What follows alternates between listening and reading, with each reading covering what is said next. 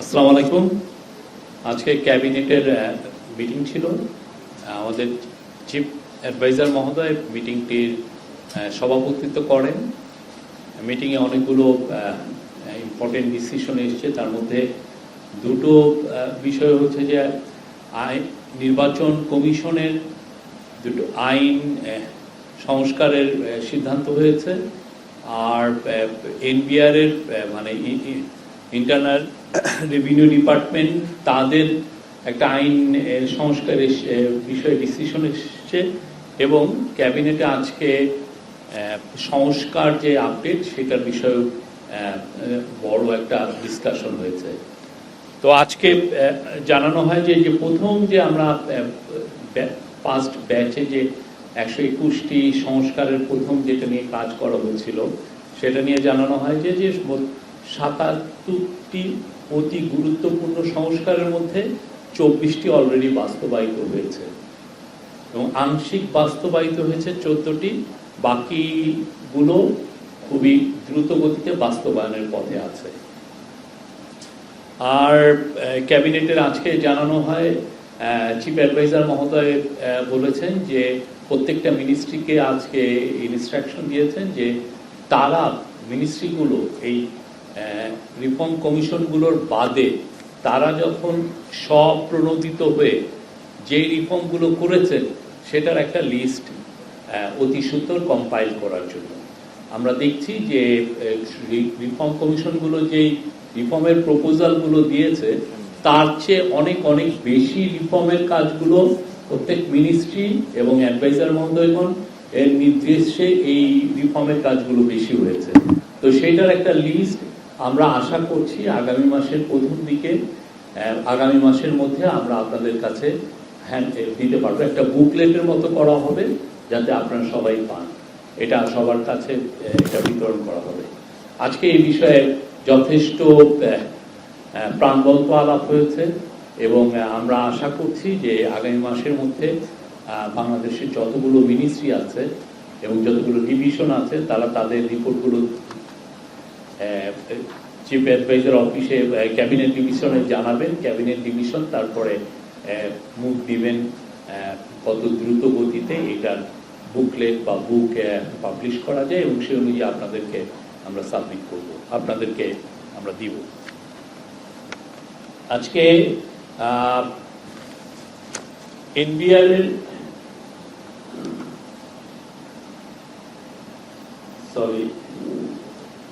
নির্বাচন কমিশনের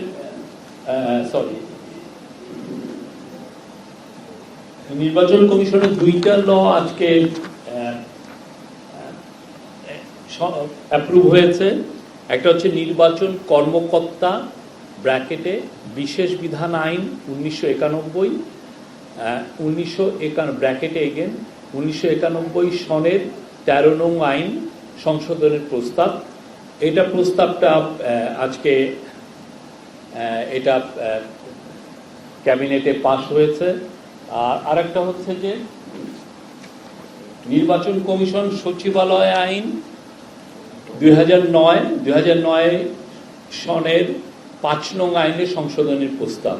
দুটো আইন প্রস্তাবের কারণে যেটা হবে যে ইলেকশনের আগে নির্বাচন কমিশনের কাজে গতি পাবে এবং খুব দ্রুত তারা অনেকগুলো মেজার নিতে পারবেন।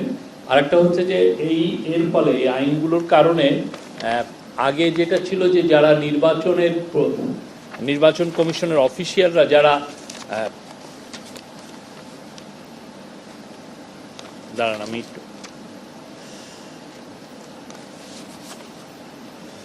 নির্বাচন পরিচালনায় যারা অবহেলা করবেন তাদের জন্য অ্যাকাউন্টেবিলিটি ইনশিওর করা হয়েছে আইনগুলোর মাধ্যমে।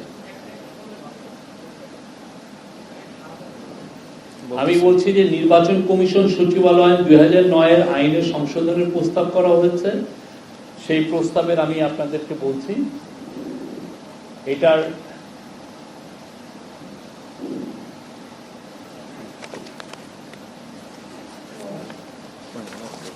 একটাই,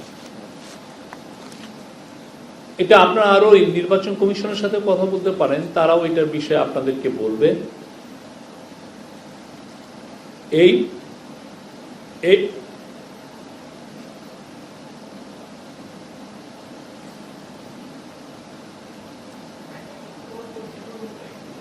তুলনামূলক দ্বিগুণটা ধরে দিয়ে দেন, হ্যাঁ, ওই বাজারটা ওই ওই দিয়ে দেন। প্রথম যেটা হচ্ছে নির্বাচন কমিশন সচিবালয় আইন 2009। হ্যাঁ, এই 2009-এর এই আইনের ফলে এই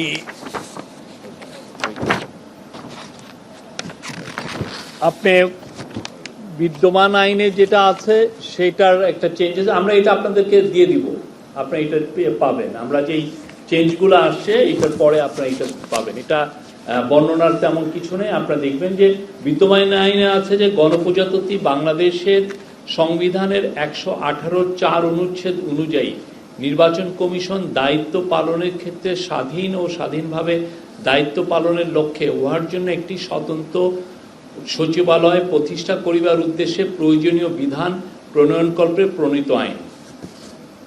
আর নির্বাচন কমিশন কর্তৃক প্রস্তুতকৃত খসড়া গণপ্রজাতন্ত্রী বাংলাদেশের সংবিধানের 118(4) অনুচ্ছেদ অনুযায়ী নির্বাচন কমিশন দায়িত্ব পালনের ক্ষেত্রে স্বাধীন এবং স্বাধীনভাবে দায়িত্ব পালনের ক্ষেত্রে উহার জন্য একটি স্বতন্ত্র সচিবালয় প্রতিষ্ঠা করার উদ্দেশ্যে প্রয়োজনীয় বিধান প্রণয়নকল্পে প্রণীত অধ্যাদেশ।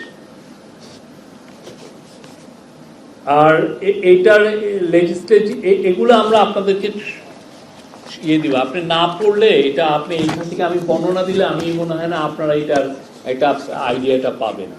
এটা যে আমি মূল যেটা উদ্দেশ্য সেটা হচ্ছে যে নির্বাচন কমিশনের কাজকে গতিশীল করা এবং একে আরো এম্পাওয়ার করা। আর একটা হচ্ছে যে আর একটা লয়ের উদ্দেশ্য হচ্ছে যে নির্বাচন কমিশনে যারা দায়িত্ব পালন করে নির্বাচন কাজে তাদের কাজে অ্যাকাউন্টেবল করা এবং তাদের শাস্তির বিধান রাখা। আগে যেরকম শাস্তির ক্ষেত্রে অনেক পুরো বিষয়টা স্পষ্ট ছিল না। শাস্তির বিধানের ওখান থেকে কি বলে দেন? দেখুন তো ওইটা ওই কর্মকর্তা কর্মচারীদের যেটা ওখানে একটা আছে। যেমন ধরেন বিবেচ্য খসড়া অনুযায়ী যেটা শাস্তির বিধানের, এটা হচ্ছে নির্বাচন কর্মকর্তা, এগেন আইনটা আবার বলছি, নির্বাচন কর্মকর্তা বিশেষ বিধান আইন 1991 সনের 13 নম্বর আইনের সংশোধন প্রস্তাব যেটা আজকে পাশ হয়েছে, এটা অনুযায়ী বিবেচ্য খসড়া অধ্যাদেশ দ্বারা নির্বাচন কর্মকর্তা বিশেষ বিধান আইন 191 বিদ্যমান 8টি ধারার মধ্যে নিম্নবর্ণিত 3টি ধারা সংশোধনের প্রস্তাব করা হয়েছে, যথা ক সংজ্ঞা সংক্রান্ত ধারা 2-এর নির্বাচন কর্মকর্তা ও নির্বাচন নিয়োগকারী কর্তৃপক্ষের সংজ্ঞা প্রতিস্থাপনের প্রস্তাব করা হয়েছে। নির্বাচন কর্মকর্তার শৃঙ্খলামূলক শাস্তি সংক্রান্ত ধারা 5-এর উপধারা 1, 2, 3, 4 প্রতিস্থাপন এবং নতুন উপধারা 5, 6, 7 সংযোজনের প্রস্তাব করা হয়েছে এবং দ্বন্দ্ব সংক্রান্ত ধারা 6 প্রতিস্থাপনের প্রস্তাব করা হয়েছে। তো এগুলো আমি একটু পড়ি।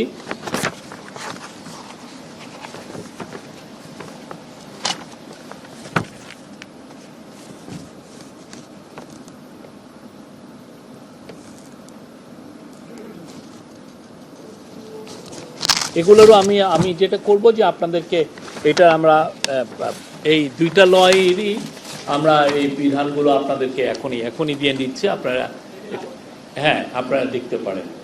আর এনবিআর এর যে লয়ে যেটা চেঞ্জ এসছে সেটা হচ্ছে যে এনবিআর এর কিছু আইনের অর্থ সংক্রান্ত কিছু আইনের অ্যামেন্ডমেন্ট হয়েছে। এটা ভ্যাট সংক্রান্ত এবং ইনকাম ট্যাক্স সংক্রান্ত।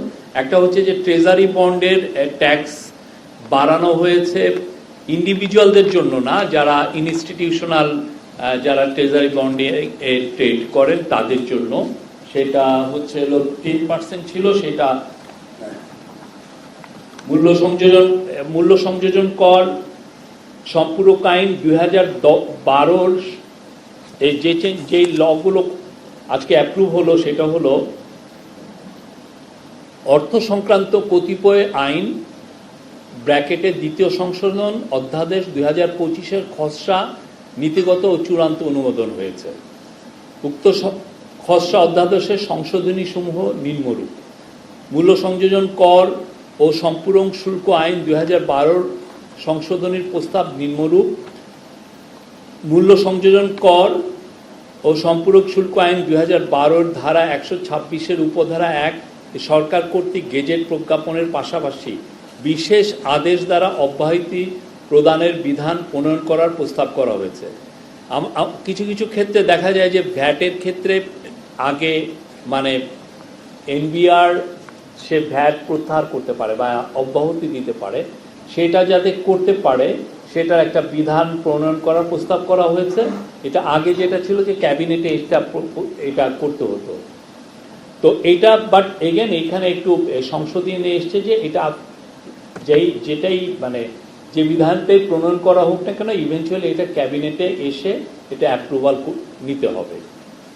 আর আয়কর আইন 2023 কতিপয় উল্লেখযোগ্য সংশোধনীর প্রস্তাব নিম্নরূপ: ক, সরকারি সিকিউরিটিজ অথবা সরকার বা Bangladesh securities and exchange commission কর্তৃক অনুমোদিত সিকিউরিটিজ ডিসকাউন্ট, সুদ বা মুনাফার বিপরীতে কোম্পানি ব্যতীত অন্যান্য করদাতার ক্ষেত্রে উৎস কর সংগ্রহের হার 10% অপরিবর্তিত রেখে কোম্পানি করদাতার ক্ষেত্রে উৎস কর সংগ্রহের হার 15% উন্নীত করা।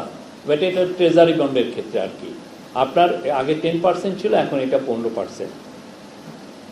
আর হচ্ছে বাণিজ্যিকভাবে পরিচালিত মোটরযান হতে কর, মানে বিশেষ করে বাসের ক্ষেত্রে কর সংগ্রহকে চূড়ান্ত কর দায়যোগ্য আয় হিসাবে মানে ফাইনাল অ্যাসেসমেন্টের আয় হিসেবে পরিগণনা করার লক্ষ্যে ধারা 163 অধিক সংশোধন করা।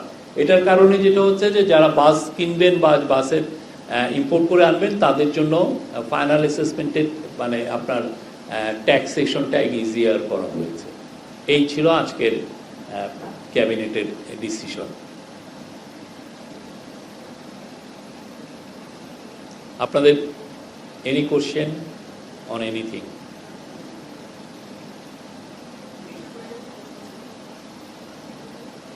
জি জি জি, এই মাইকটা দেন। চারটি রাজনৈতিক দল তারা হচ্ছে তাদের দাবি নিয়ে রাজপথে নেমেছে, আসলে তাদের দাবিগুলো জানাচ্ছে। এই বিষয়ে সরকারের কোনো অবস্থান আছে কিনা যে যেহেতু একটা আলোচনা চলছে, আলোচনা টেবিল থেকে সরাসরি আন্দোলনের মাঠে এটাকে গভর্নমেন্ট আসলে ভাবছে কিনা? আমরা মনে করি যে কনসেনসাস কমিশনের সাথে যে আলোচনা সেটা এখনো চলমান, এবং আমরা আশাবাদী যে কনসেনসাস কমিশনের সাথে পলিটিক্যাল পার্টির যে আলোচনা, সে আলোচনাই একটা সবকিছুর শান্তিপূর্ণ সমাধান দিবে।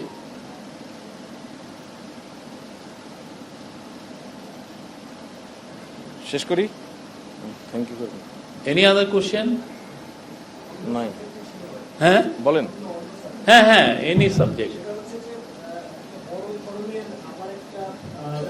ধন্যবাদ। আমি মোস্তফা মল্লিক, চ্যানেল আছি। আজকে কিছুক্ষণ আগেই আপনাদের এই প্রেস ব্রিফিং এর আগেই ঢাকা কলেজে 7 কলেজের শিক্ষার্থীদের একটা প্রতিনিধি দল সংবাদ সম্মেলন করেছে এবং তারা একটা সময় বেঁধে দিয়েছে যে 24 তারিখের মধ্যে যে সেন্ট্রাল ইউনিভার্সিটি অধ্যাদেশ সেটা যেন দেয়া হয়, নতুবা তারা বড় ধরনের একটা আন্দোলনে যাবে।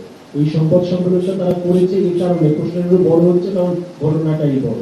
এই কারণে তারা সংবাদ সম্মেলনটা করেছে যে গতকালকে 7 কলেজের শিক্ষকরা যারা বিসিএস ক্যাডার এবং এগুলো অনেক বিভাগীয় প্রধান ছিলেন, তারা বিশ্ববিদ্যালয়ে মঞ্জুরি কমিশনে গিয়ে বলেছেন যে তাদের কাছে খবর আছে সবগুলো সেন্ট্রাল ইউনিভার্সিটি হয়ে যাচ্ছে, অর্থাৎ এটা জাতীয় বিশ্ববিদ্যালয়ের মতো একটা না, এটা ঢাকা কলেজ আর ঢাকা কলেজ থাকছে না, ইডেন কলেজ আর ইডেন কলেজ থাকছে না, এগুলো ফ্যাকাল্টি অথবা ইনস্টিটিউট এই টাইপের কিছু একটা, তারা এটা বলেছে। যদি তাই হয় তারা আশঙ্কা করছেন যে সকল অ্যালামনাই তারা আবারও রাস্তায় বেরিয়ে যাবেন। টোটাল বিষয়টা আসলে আপনার এটা শিক্ষা মন্ত্রণালয় অবশ্যই জানবে। এটা নিয়ে আমার মনে হয় যে আপনি যদি কোশ্চেনটা শিক্ষা মন্ত্রণালয়কে করেন তারা এটার প্রপার অ্যান্সার দিতে পারবে। আমার মনে হয় যে এটা নিয়ে মানে অস্থিরতার কোনো এখনো সময় আসেনি, এটা নিয়ে আমাদের কাজ হচ্ছে অনেক দিন ধরেই। তো এই বিষয়ে আপনাকে আসলে আরো ডিটেল উত্তর দিতে পারবে শিক্ষা মন্ত্রণালয়। আমি হাবিব ইস্তার নিউজ থেকে আসছি। আমার প্রশ্ন হচ্ছে যে জাতিসংঘ সফরে এবারই নয় প্রথম যে কোনো গভর্নমেন্টের বাইরে রাজনৈতিক দলের নেতারা যাচ্ছেন রাষ্ট্রীয় সফরে আর কি। সেক্ষেত্রে অনেকেই এখন দাবি মনে করছেন যে সেখানে গিয়ে মার্কিনী বা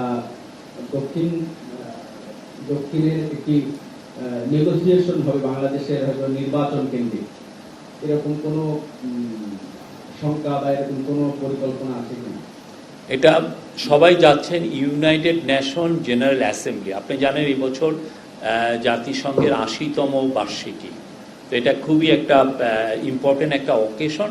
তো সেই জন্যে যেহেতু এই পার্টিগুলো, পলিটিক্যাল পার্টিগুলো আমাদের অংশীজন, সেই জন্য তাদেরকে আমরা চিফ অ্যাডভাইজারের আমন্ত্রণে তার সাথে যাচ্ছেন ইউনাইটেড নেশন জেনারেল অ্যাসেম্বলিতে জয়েন করার জন্য।